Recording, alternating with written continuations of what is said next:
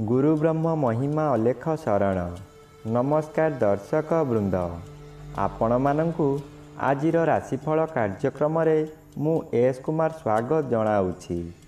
प्रतिदिन निजर राशिफल जानिबा पाई गुरुकृपा यूट्यूब चैनल को सब्सक्राइब करंतु और पाखरे थिबा बेल आइकन को प्रेस करी ऑल नोटिफिकेशन ऑन करी दियंतु, जहा फଳରେ आमे जेतेबेले वीडियो अपलोड करिवो प्रथमे आपण वीडियो देखि पारिबे।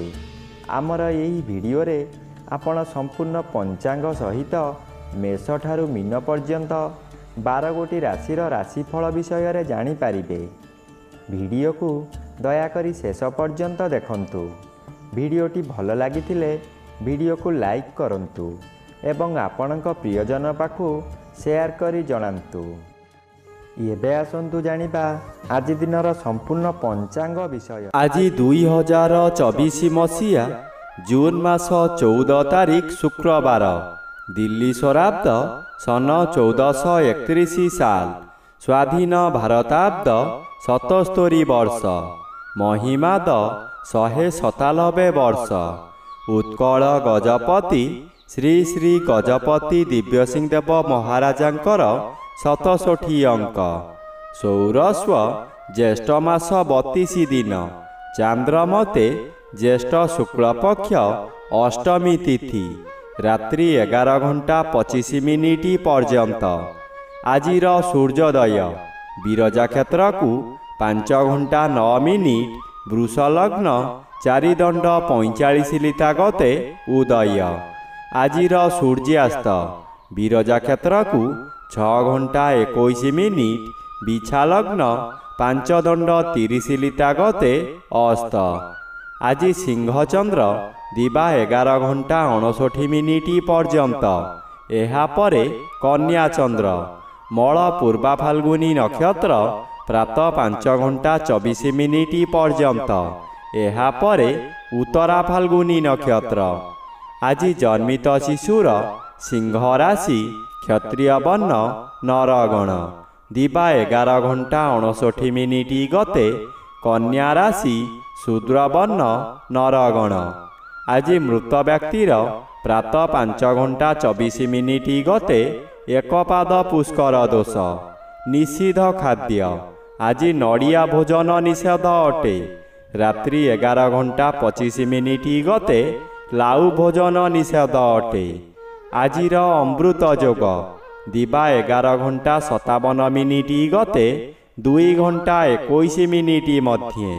सूर्यास्त ठारू रात्रि 8 घंटा 45 मिनिट मध्य एवं शेष रात्रि 3 घंटा 37 मिनिट गते 5 घंटा 9 मिनिट मध्य। आजिर महेंद्र योग प्रातः 5 घंटा 57 मिनिट गते 6 घंटा 45 मिनिट मध्य एवं दिबा 9 घंटा 9 मिनिट गते 9 घंटा 57 मिनिट मध्य। आजिर काल बेला एवं बार बेला दिबा 8 घंटा 26 मिनिट गते 11 घंटा 43 मिनिट मध्य। आजिर काल रात्रि रात्रि 8 घंटा 58 मिनिट गते 10 घंटा 19 मिनिट मध्य। आजिर राहु काल पूर्वाह्न 10 घंटा 30 मिनिट ठारू मध्याह्न 12 घंटा मध्य। आज कर्कट राशि और मकर राशिर घात चंद्र दिबा 11 घंटा 59 मिनिट गते वृष राशिर घात चंद्र। घात नक्षत्र नाही। मिथुन राशि और कन्या राशिर घात तिथि। बिछा राशि, धनु राशि और मीन राशिर घात बार। बंधुगण, एबे आसंतु जानिबा मेष ठारू मीन पर्यंत 12 राशिर राशिफल विषय रे। राशि चक्रर प्रथम राशि मेष राशि। आज मेष राशि जन्मित व्यक्ति मानक सकाशे मध्याह्न पर्यंत पंचम स्थान रे चंद्र गोचर करूछंती, शुभ फल मिलिब। एहा परे षष्ठ चंद्र शुभ फल मिलिब। पूर्व रोगरु सामयिक भावरे मुक्ति मिलिब। मनरे आशार आलोक देखादेव।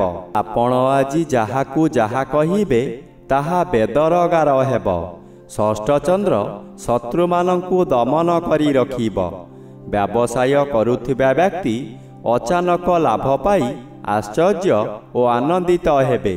ପରିବାର ମଧ୍ୟରେ ନିରୋଗୀ ରହି କର୍ମରେ ସହଯୋଗ କରିବେ। ରାଶିଚକ୍ରର ଦ୍ୱିତୀୟ ରାଶି ବୃଷ ରାଶି। ଆଜି ବୃଷ ରାଶି ଜନ୍ମିତ ବ୍ୟକ୍ତିମାନଙ୍କ ସକାଶେ ଚତୁର୍ଥ ଚନ୍ଦ୍ର ଅଶୁଭ ଓ ମଧ୍ୟାହ୍ନଠାରୁ ଘାତଚନ୍ଦ୍ର ଭୋଗ ହେଉଥିବାରୁ ଆଜି ଅତି ଅଶୁଭ ଫଳ ମିଳିବ। ହଠାତ୍ କେଉଁ ସ୍ଥାନକୁ ଯାତ୍ରା କରିପାରନ୍ତି। ବହୁ ଅର୍ଥ ବ୍ୟୟ କରି ପଶ୍ଚାନ୍ତେ ଅନୁତାପ କରିବେ।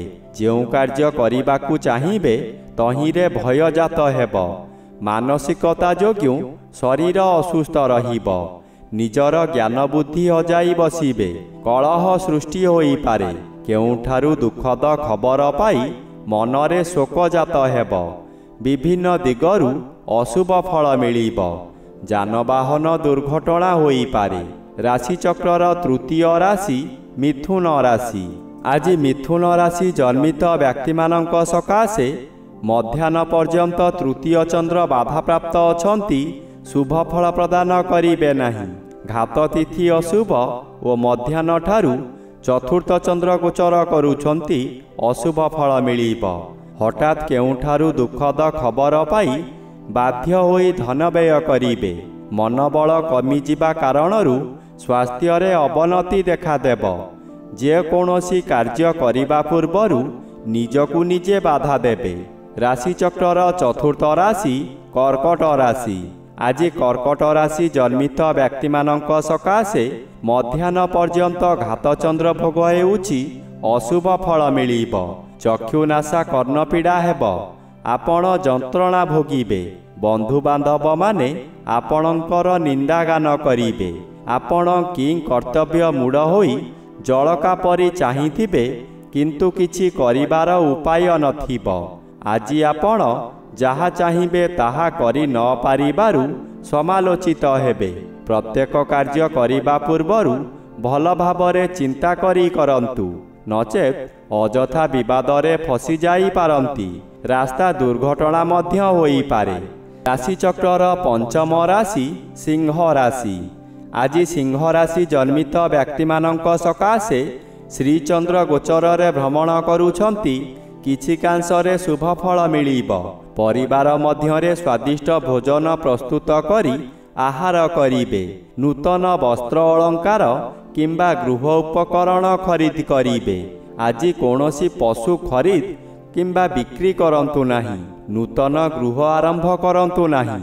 ଗୃହ ଆରମ୍ଭ କଲେ ତାହା ଅଧାରୁ ବନ୍ଦ ହୋଇପାରେ କିମ୍ବା କୌଣସି ଅଘଟଣ ଘଟିପାରେ। ଗୃହ ପ୍ରତିଷ୍ଠା ମଧ୍ୟ କରନ୍ତୁ ନାହିଁ। ଏହାଦ୍ୱାରା ଗୃହରେ ଆର୍ଥିକ ଅନାଟନ ଲାଗି ରହିବ। ରାଶିଚକ୍ରର ଷଷ୍ଠ ରାଶି କନ୍ୟା ରାଶି।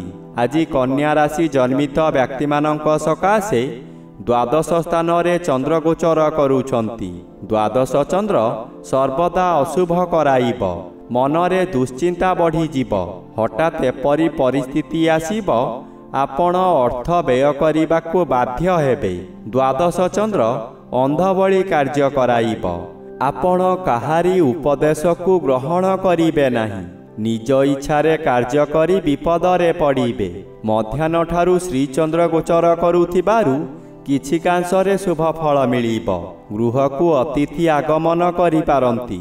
ଗୃହରେ ଖାଇବା ଧୁମଧାମ ହେବ। ରାଶିଚକ୍ରର ସପ୍ତମ ରାଶି ତୁଳା ରାଶି।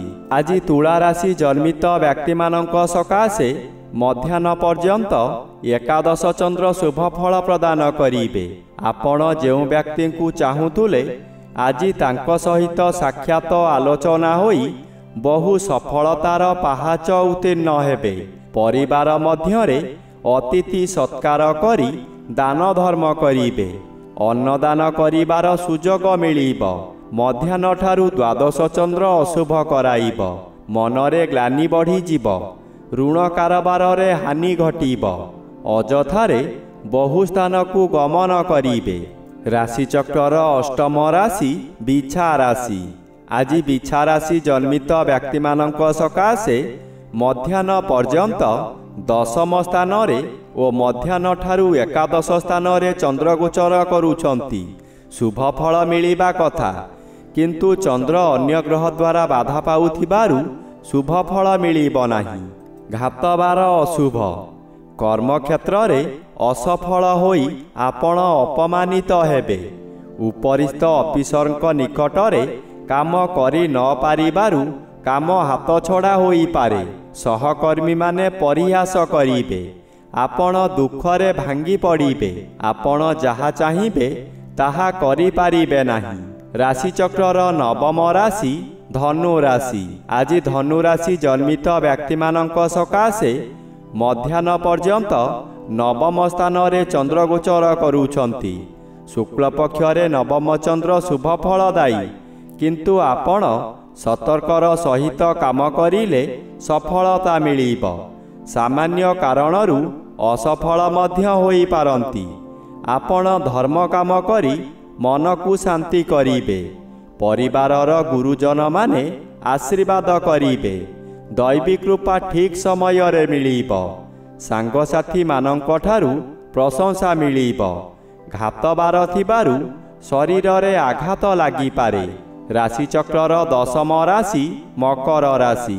ଆଜି ମକର ରାଶି ଜନ୍ମିତ ବ୍ୟକ୍ତିମାନଙ୍କ ସକାଶେ ମଧ୍ୟାହ୍ନ ପର୍ଯ୍ୟନ୍ତ ଘାତଚନ୍ଦ୍ର ଭୋଗ ହେଉଥିବାରୁ ବହୁ ଅସୁବିଧାମାନ ଦେଖାଦେବ। ଘରେ ବାହାରେ ପ୍ରତ୍ୟେକ ସ୍ଥାନରେ ଆପଣ ଅପଦସ୍ଥ ହେବେ।